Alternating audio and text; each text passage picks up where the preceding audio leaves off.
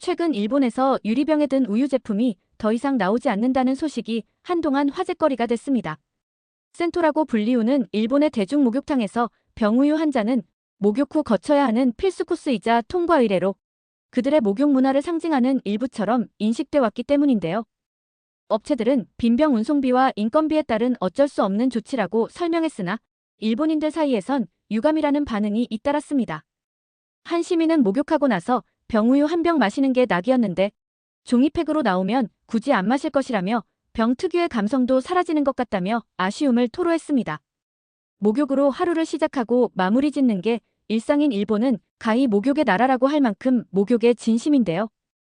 때문에 그만큼 목욕과 관련된 흥미로운 소재들도 많습니다.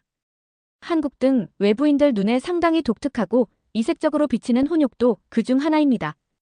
최근에는 많이 자취를 감췄다지만 온천이나 동네에 있는 대중 목욕탕에 가보면 남녀가 함께 목욕하던 시대의 흔적들을 아직도 그리 어렵지 않게 찾아볼 수 있는데요. 남탕과 여탕 사이에 위치해 양쪽을 모두 들여다볼 수 있게 만든 독특한 구조의 감시대인 번대, 여탕 드나들듯 남탕을 들락거리는 젊은 여성 종업원의 모습 등이 단적인 예입니다. 처음 일본의 대중 목욕탕을 접한 외국인들이 적잖이 당황하는 대목이기도 합니다. 일본은 에도 시대까지는 남녀가 나체로 함께 목욕하는 것이 매우 자연스러운 일이었는데요. 에도 최초의 대중 목욕탕은 1591년 현재 일본은행이 있는 곳 인근에 설립됐는데 100만 명이 넘는 인구가 밀집한 데다 독신 남성이 특히 많이 거주했던 에도는 먼지가 발생하기 쉬워 대중 목욕탕이 퍼지기 좋은 환경을 갖추고 있었습니다. 특히 도쿠가와 막부가 시행한 참근교대는 각 지방 다이묘들로 하여금 매년 에도와 자신의 영지를 번갈아 오가게 했고 이 과정에서 숙박 및 휴식을 위한 목욕시설 수요가 급증했습니다. 결과적으로 1810년 무렵 에도에는 500개가 훌쩍 넘는 대중 목욕탕이 생겨났는데요. 물론 대부분이 남녀가 공동 이용하는 혼탕이었습니다. 미국의 페리 제독은 일본을 강제 개항시키며 혼욕을 경험한 후 나체도 개의치 않고 남녀가 혼욕하는 광경은 이들의 도덕성에 대해 미국인들이 긍정적 인상을 받았다고 볼 수 없다라고 기록했습니다. 다른 외국인들 역시 일본의 목욕 문화에 대해 다양한 반응을 보였죠. 스위스 정치가 에메 훈베르트는 일본의 대중 목욕탕을 묘사하며 주인은 오는 손님을 거절하지 않으며 남녀를 가리지 않고 같은 욕조에 넣는다라고 표현했습니다. 이는 당시 일본인들이 남녀 불문하고 알몸을 드러내는 것을 개의치 않았다는 것을 보여줍니다. 하지만 역시 벗은 채로 다수의 남녀가 어울리다 보면 쉽게 풍기문란이 발생했는지 막부는 1791년을 시작으로 수차례 혼욕 금지령을 내리기도 했습니다. 그러나 사실상 잘 지켜지지 않는 유명무실한 조치에 불과했는데요. 국토가 대부분 화산섬인 일본은 특유의 기후와 풍토로 온천이 매우 풍부했고 이 점이 다수가 함께 목욕하는 문화가 발달한 기반이 된 것으로 흔히 거론됩니다. 이와 함께 남녀 혼욕이 별 거부감 없이 수용됐던 배경으로 불교에서 유래한 시욕의 전통이 자리하고 있다는 해석이 있는데요. 시욕이란 병들거나 가난한 이들에게 목욕할 기회를 주는 자비행위로 더러움을 씻음으로써 육체적 고통을 덜고 공덕을 쌓는다는 불교적 실천이었습니다. 불교가 한반도에서 일본으로 전해진 6세기 후반 이후 일본의 사찰에서는 대중들에게 무료로 목욕을 제공하는 시욕 활동이 널리 확산됐습니다. 이 과정에서는 성별 구분보다 청결과 구제라는 목적이 우선시됐는데요. 이러한 시욕 문화가 이후 도시화와 함께 대중 목욕탕의 기원으로 이어졌고 남녀 혼욕이 쉽게 받아들여지는 풍토를 만들었다는 겁니다. 그러던 일본도 개항 이후 서구 문물이 대규모로 유입됐고 메이지 정부는 근대화 정책의 일환으로 1870년대부터 혼욕을 미개하고 부도덕한 행위로 규정하고 본격 단속에 나섰습니다.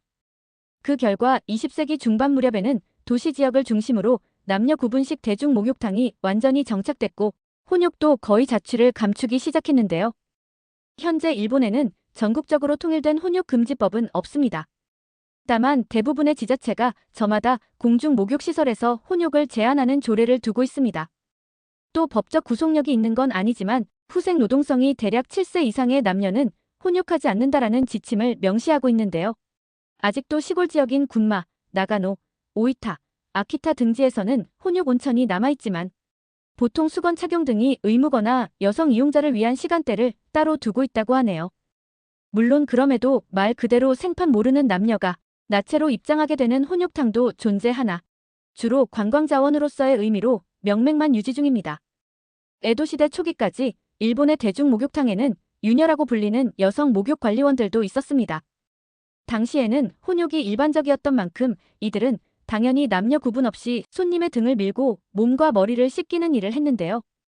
이들이 있는 목욕탕은 큰 인기를 끌었는데 미모와 지성을 겸비했다며 선망받는 소위 스타급 유녀가 등장하기도 했습니다. 이 유녀가 했던 머리 모양이 유행할 정도였다고 하네요. 하지만 이들 유녀들의 인기가 지나치게 높아지고 점차 남성 손님을 단순히 씻겨주기만 하는 데서 그치지 않고 성까지 팔기 시작하는 문제가 발생했습니다. 결국 막부는 1657년 이들의 목욕탕 영업을 금지하고 에도시대 최대 홍등가였던 요시와라로 전부 보내버렸습니다. 이후 이들 유녀들의 빈자리를 대신하기 위해 생겨난 이들이 바로 산스케라는 남성 목욕 관리원들이었습니다. 산스케들의 주 업무는 유녀들의 활동이 금지된 에도시대 중기 이후 대중 목욕탕에서 손님의 등을 밀어주는 일인 나가시였습니다. 1915년 도쿄에만 약 300명의 산스케가 있었던 것으로 전해지는데 제대로 된 산스케로 인정받기 위해선 거의 10년의 경력을 쌓아야 했다고 합니다. 이들은 성별 구분 없이 손님을 받았고 남녀탕 구분이 생긴 후에는 여탕에 들어가 나가시를 제공했는데요. 이것이 한국에도 전해져 우리나라에서도 나가시를 받는다라는 말을 흔하게 사용하고 있습니다. 산스케 본인뿐 아니라 여탕에 있는 손님들은 산스케가 있다는 사실에 별다른 부끄러움을 느끼지는 않았다고 전해지는데요. 산스케들은 기본급 외에 나가시 횟수에 따라 성과급을 받았는데 목욕탕 직원들 중에서 보통 가장 높은 수입을 올리는 편이었습니다. 은퇴 후에는 모은 자금을 바탕으로 자신의 목욕탕을 운영하는 경우가 많았다고 합니다. 1950년에서 60년대까지 활발하던 산스케들에 대한 수요는 이후 보일러와 가정 내 욕조가 보급되기 시작하면서 줄기 시작했고 점차 쇠락의 길을 걷게 됐습니다. 그럼에도 2010년대까지는 도쿄 서민 거주지 등에 극소수의 산스케들이 남아있었는데요. 이용객들에 따르면 15분에 400엔, 약 3,900원 정도의 요금을 받았다고 하네요. 한때 일본 전역에 2만 곳에 육박하던 대중 목욕탕은 이제 2,000곳 미만까지 줄어들며 전성기 대비 90% 가까이 급감한 상태입니다. 주된 요인은 역시 경영자의 고령화와 이용객 감소, 레저형 대체 목욕시설의 대두 등에 따른 수익성 악화라고 할 수 있는데요. 일본 대중 목욕탕의 쇠락은 단순히 산업 침체만을 뜻하지는 않습니다. 혼욕, 산스케 등 전통 목욕관리사, 그리고 소소하게는 목욕 후 마시던 병우유까지 그들의 독특한 문화적 요소들도 함께 하나둘 자취를 감추고 있기 때문입니다. 일본 대중 목욕탕의 과거와 현재는 그들의 벗은 몸에 대한 인식을 비롯해 시대에 따른 사회상의 변화를 투영해 보여주는 거울이기도 합니다. 이대로 사라져갈지 또 다른 형태로 존속해갈지 확실히 알 순 없지만 한 가지 분명한 건 대중 목욕탕이 일본이란 사회를 아는 데 있어 상당히 유용한 공간이라는 것입니다. 2022년 이후 3년 넘게 방일 외국인 1위를 기록할 정도로 수많은 한국인들이 연일 일본을 찾고 있는데요. 관광객들을 위해 조성된 온천 관광지도 좋지만 그들의 문화와 정서를 더 날 것으로 체감할 수 있는 대중 목욕탕에 한 번쯤 가보는 건 어떨까요?